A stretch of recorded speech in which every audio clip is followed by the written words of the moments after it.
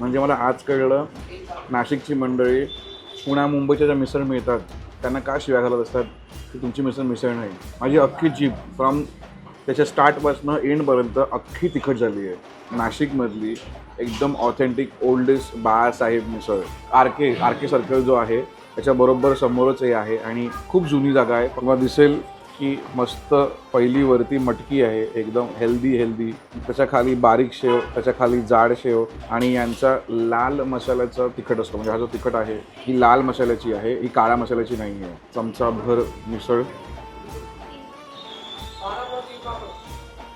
लाल तिखट आणि लाल तिखट हे तिखट आहे. तेव्हा चांगली गोष्ट इथे पाव मिळतात. भरपूर ठिकाणी इथे ब्रेड स्लाइस मिळतात मुंबईच्या बाहेर, पण इथे आहेत पाव नाशिकला. इथं ऐवज आहे ना, थोडा क्वालिटी ऐवज आहे ना, मेन ह्याच्यात धमाल मटकीची आहे आणि रस्त्याची आणि पावाबरोबर एकदम मस्त लागते ना. प्रत्येक घरचं तुम्हाला यांची शेव जी आहे ती छान येते. ती शेव का छान लागते माहिती आहे मित्रांनो, आणि सोडा बिलकुल पण नाही आहे आणि यांच्या घरी बनते.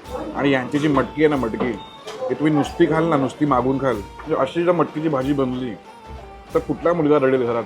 आणि माझ्याकडनं या ओजी मिसळला, मी याला ओजी मिसळ म्हणतोय, नाशिकच्या ओजी मिसळला मिळतो आहे गोल्डन चमचा.